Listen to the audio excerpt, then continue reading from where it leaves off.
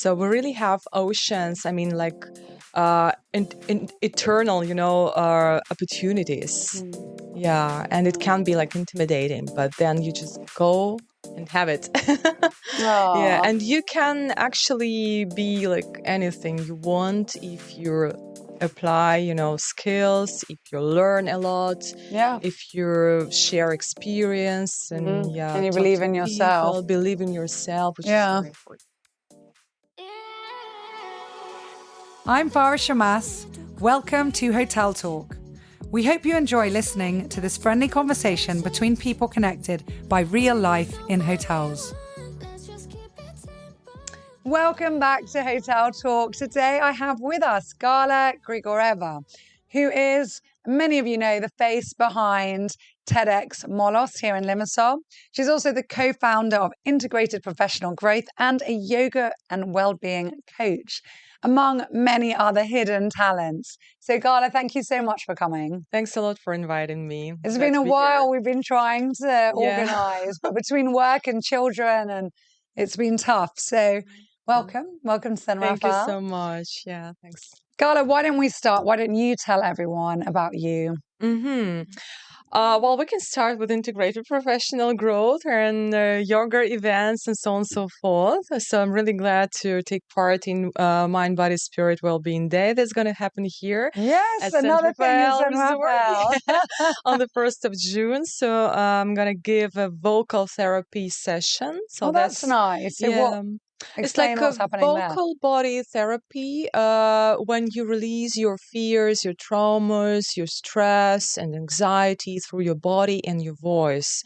It's a really beneficial technique. So what? Like you're singing, you're humming? Not really, things like that. Yeah, sounding. I would say you're sounding some, primordial sounds probably. Okay. Something unusual for many people, but that's really nice when people say, oh my God, I never knew that I could sound like this, Yeah, it's amazing when you use your diaphragm and your lungs properly and it's just amazing. And you just release your natural voice. Yeah. So, okay, we're moving from one subject to another. So tell us about wellness and yoga then. How did you get into that? And how long have you been a yoga instructor? I've been in Kundalini yoga for about 9 years now. I completed my teacher course last year. So I was like, it's been a journey, because again, kids, a lot of stuff. And finally I'm here. I was dreaming about it. And now I'm also taking the international Kundalini yoga teachers course. So we have an international group online, and there's going to be a retreat in Mexico. Wow. Yeah, really exciting experience. And a lot of things actually almost every weekend, full days. Interesting. And now I'm teaching at Yoga at Home Studio here in Limassol. Every Friday we have group classes and also individually online. And how and why did you get into yoga? I mean, I love yoga as well. I've been practicing for 20 years, but it's a big step to then say, wow, I've got a calling for that. And then you want to become a yoga instructor and you want to spread that magic to other people. To be honest, I wasn't a yogi at all because I'm not really flexible. And I know that people who are flexible and skillful for yoga, they actually, they naturally go into that, Yeah. And I was like, okay, but what can I do about it?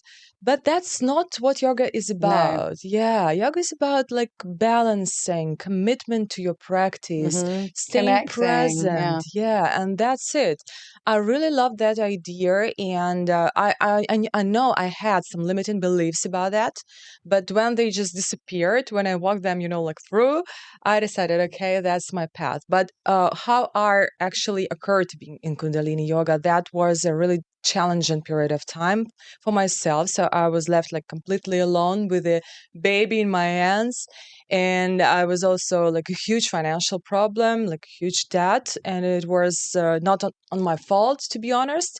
So a really challenging time. And I walked it through, I think, thanks to Kundalini yoga.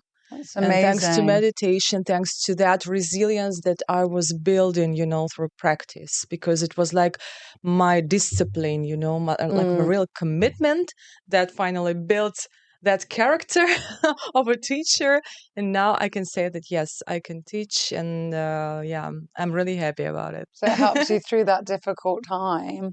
So tell us a bit then about having a baby and becoming a single mother. I don't know, unexpectedly. Tell us a bit about that. And Well, sometimes you understand that this is not your man. I would say it was like I love it. that. I'm sure Yeah. 50% of the women listening to this can identify, and Yeah. probably a lot of men as well.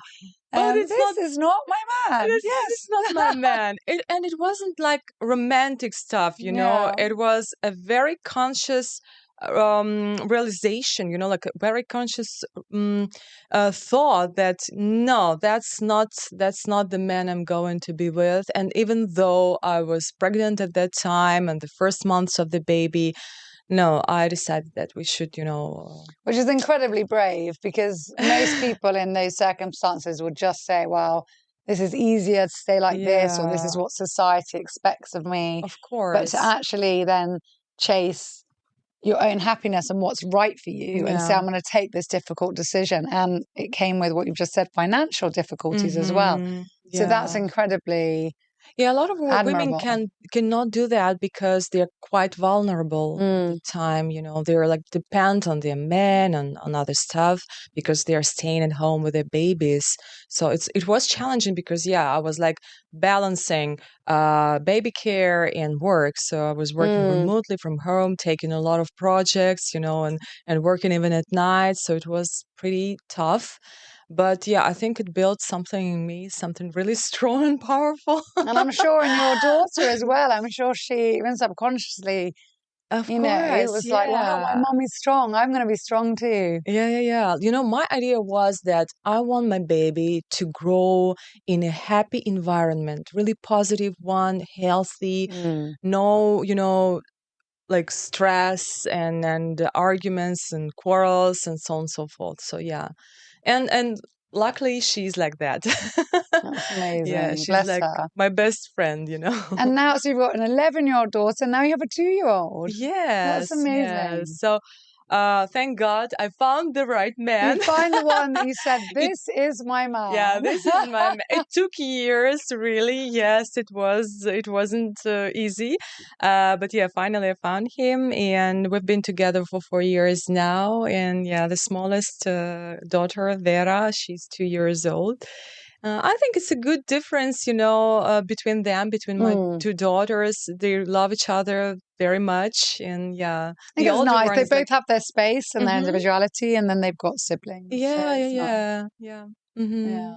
Oh, So that's so cute. nice. So let's go into TEDxMolos. Mm-hmm. What inspired you to bring TEDx to Limassol?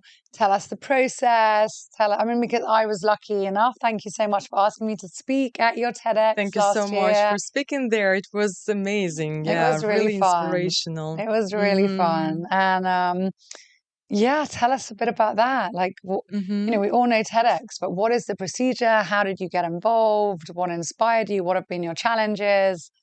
Let's Yeah, hear. thanks for asking. I do remember that Natalia Miranchuk, she was one of the speakers at the first TEDxMolos event. So the second one was TEDxMolos Women. The first one, she was a speaker, the first one. And once she told me, she was also a speaker at Women in Tech Cyprus event.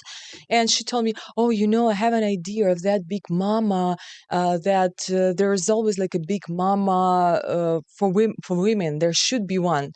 And I want to share it with a lot of people, maybe via TEDx. And I was like, okay, let me check. And I was like Googling a lot. And then I found out that actually it's quite easy to become a TEDx organizer. Well, of course, it takes a lot of time, efforts, Yeah. energy, and you should also get some funding for that because it's a nonprofit event and you cannot just spend your money on that. Well, of course you can if you're like capable of, but still.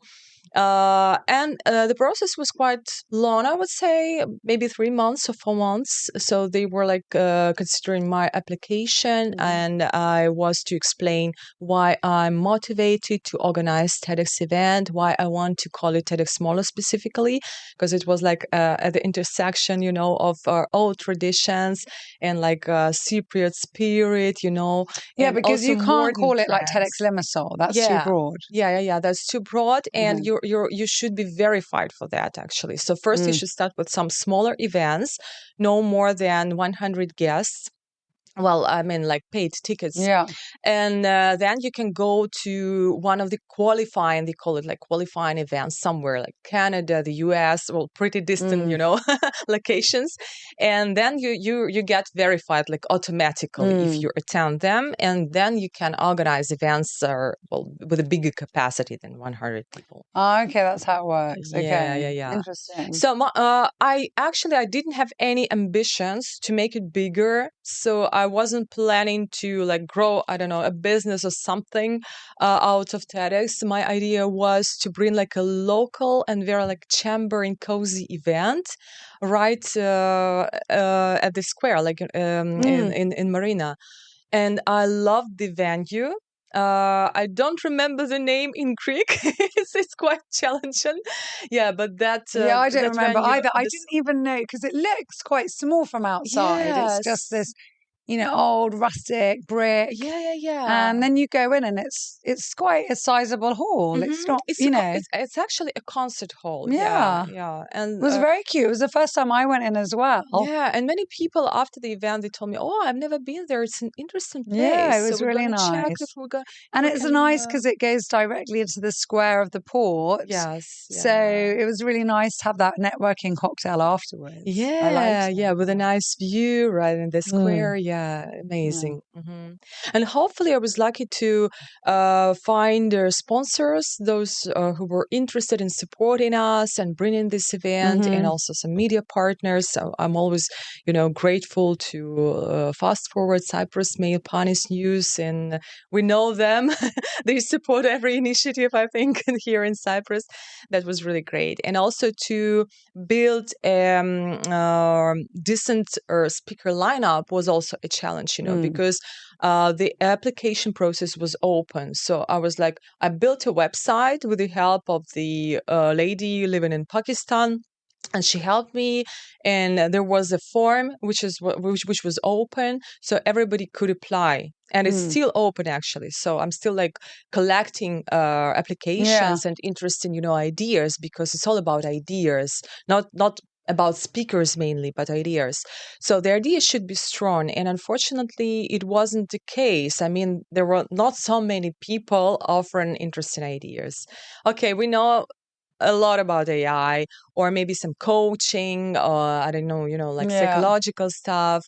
It might be interesting, but the idea should be new, or there should be like a new angle, a new perspective, on that idea. Yeah. So, but yeah, thank God I managed to build like the first speaker lineup, and the second one was amazing as well, for sure. Yeah. Oh, well, it was great. So thank you so much for having me in it. I mean, I think everybody loves TEDx. We've all got so much to learn from it. And as you said, it's the ideas. That's the... Sure, yeah. And it's nice that we have like different TEDx events, and you can also bring it to your organization or to the universities. So I've heard that there are some events here at the universities too. Amazing. So tell us a bit about your personal journey. Where did you grow up? What led you to our sunny island of Cyprus? Let's hear about Gala behind the business and the yoga and the TEDx. Like, who are you? And how come you're here? Yeah, thanks a lot. Thanks for asking. Well, I'm originally from the north of Russia, a very, very tiny town, I would say, like And I'm sure beautiful. 14,000 people. How many?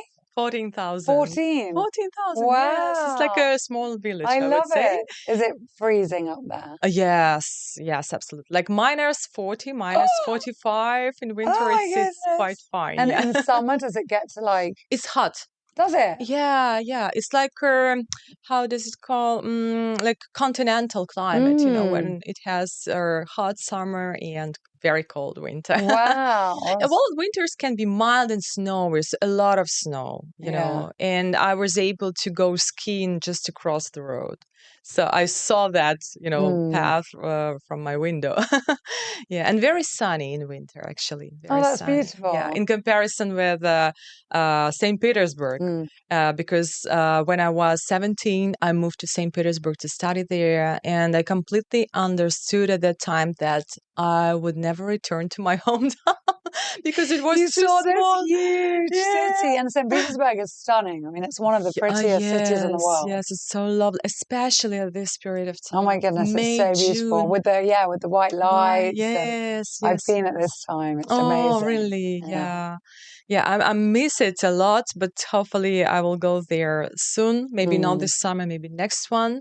But I'm pretty lucky to be here, actually. Yeah. So you studied in St. Petersburg. What did you study? I studied international relations, international organization, and to be honest, I was kind of dreaming to become a diplomat or that stuff. I really love it, and I enjoy to embrace multiple cultures. I'm really keen on exploring new cultures, showing respect, and getting something new about it. Yeah, it's interesting. And what did you do after your studies? How did you end up coming here? Well, I won a grant to study in Denmark. It was just for half a year, but it opened my eyes. It was like my first experience abroad. I completely understood that I would connect my life with international relations and supporting business and helping them to grow on a global scale. And after that, I was employed at St. Petersburg Chamber of Commerce and Industry, also supporting, organizing business events. So events is a huge part of my life. Yes, it seems that you were, whether you planned it or not, you were drawn into that sector. Always, all my life, actually. And then there was a very interesting journey of my PR and marketing experience. And at some point, I knew that I would become a marketing director.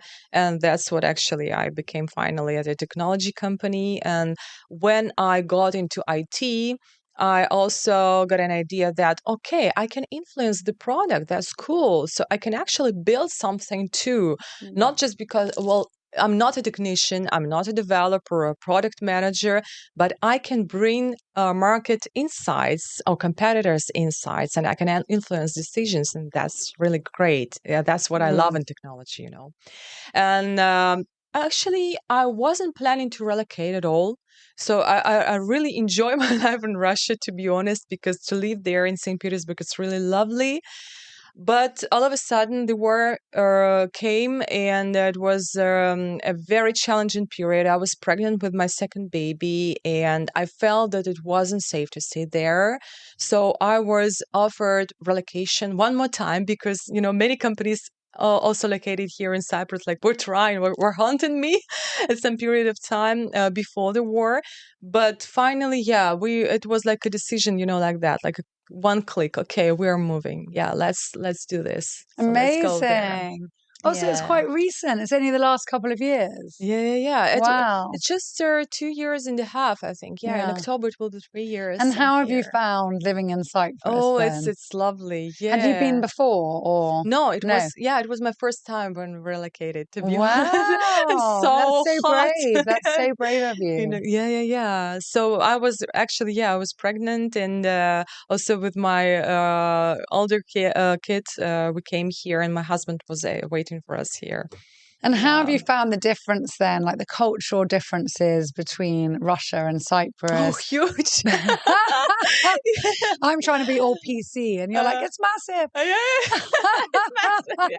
It was massive, to be honest. But and also business-wise, I mean, there's the social side and the cultural, but then there's the business as well. Yeah. Which is... Well, to be honest, there is like a huge difference, and it was huge difference at that time, because living in St. Petersburg, when you have a lot of, technology things, like technological things, applications, delivery stuff, you can get everything everything like in 2 hours, or you can, I don't know, connect with a service via online chat, and it's just like done immediately, everything is solved immediately.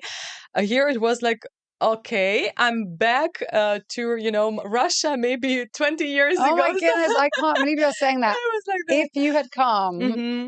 3 years earlier, so Yeah. pre-COVID, Mm-hmm. we had nothing online. Yeah, I Nothing. heard about it. Like Yeah. really, Mm-hmm. maybe the rest of the world did, but we didn't even have supermarkets online. Yeah. And when I had my second child, who's now 9, Mm-hmm.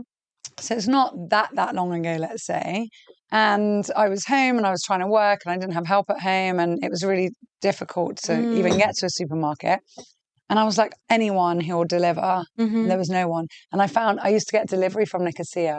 There was like one person who was like, yeah, I'll drive. Or another one from Larnaca. Yeah. It's crazy. Yeah. But no apps or no way. Yeah, but it's just because I was living in a big city. Of course, Yeah. if I would come from a small town in Russia, no big deal, no big It wouldn't difference. have been Yeah.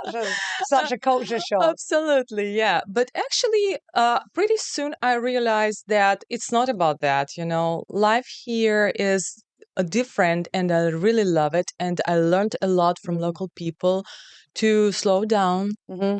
to take pauses, and to enjoy life.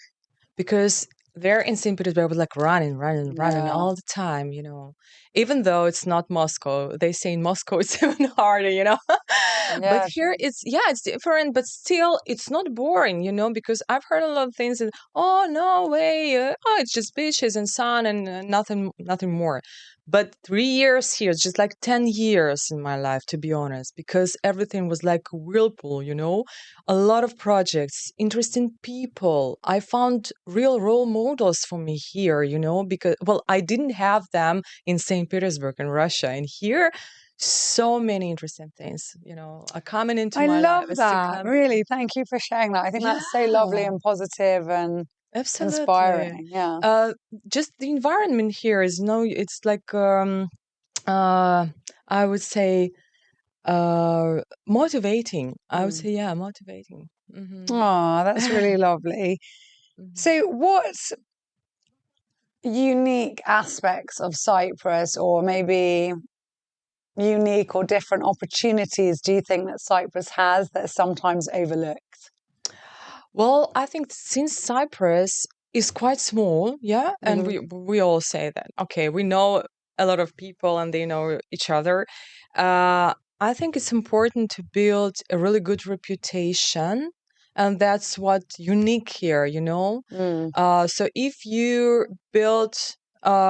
grow your business, if you do any project, if you do something, it's important to build connections with people. So connections here are very important, and I really love that. It's not just, connecting via online chat and getting things done. It's about meaningful connections and being human, being a human. I really love it here, yeah. And also a lot of things. I mean, okay, it's a technology hub, it's a well-being hub. You can find any sphere, any Anything you're looking industry. for, Yeah. Yeah, it might not be really obvious, but it's here. Of course. Yeah. Not speaking about, the climate and the nature is just amazing. You can go to the mountains and then you can go to the beach and enjoy the sea. And also family life, I think it's way better. And to have sun in the morning almost every day. Oh my God, It's so true to wake up and see the sun and blue skies and just feel happy. Yeah, It's really good. Just because of this, it's way easier to live your life just because of the sun. Yeah, because 100%. it was quite depressive, to live without sun there in St. Petersburg when you have like 4 or 5 months in a row and no sun. Oh my God, and it's so dark in the morning and dark and cold. I know UK is quite like that, and there were days, I remember when I was studying in Birmingham, I just kept my curtains closed because I could pretend it was nice weather. Yes. People would be like, why are your curtains closed? And I'm like, well, it's grey outside anyway, so I can just pretend that it's sunny. Yes, yes, yes. And I used the wallpaper. It was like Oh, an really? African safari or something like this with the sun and animals. I'm so far from there. Yeah. That's so sweet. Yeah. So you were saying about finding mentors and people that have inspired you.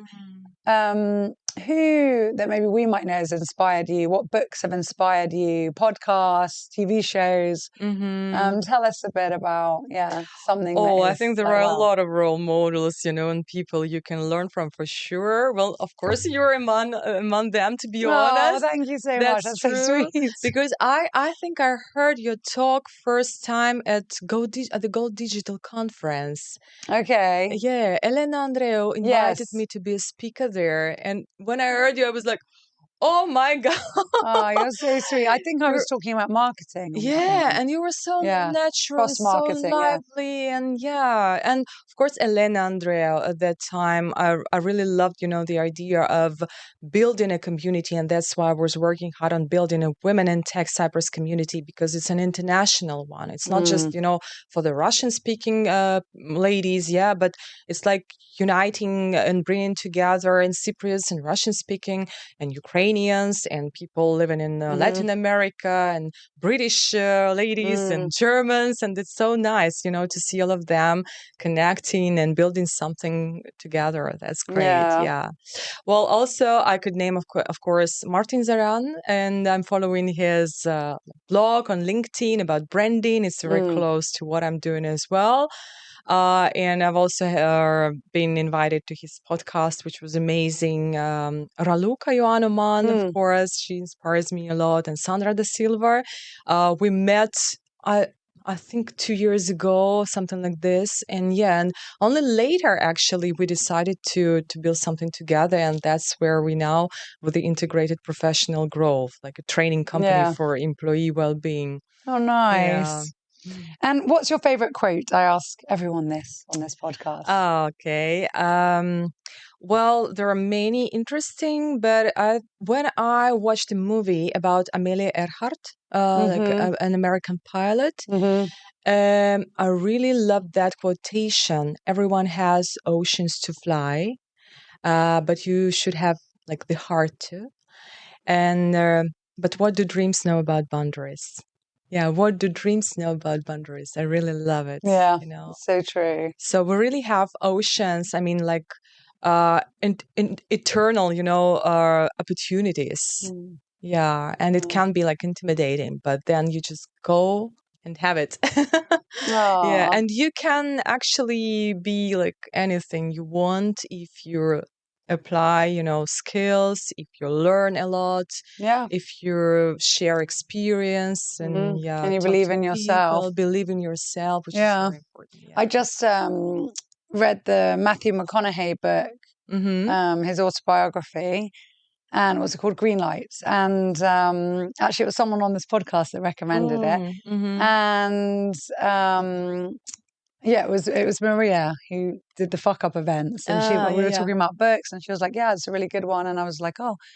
And when he said he's going to become an actor, he called his dad up, and his dad, he was really expecting, working class, countryman, just to be like, "What? You're supposed to be a lawyer?"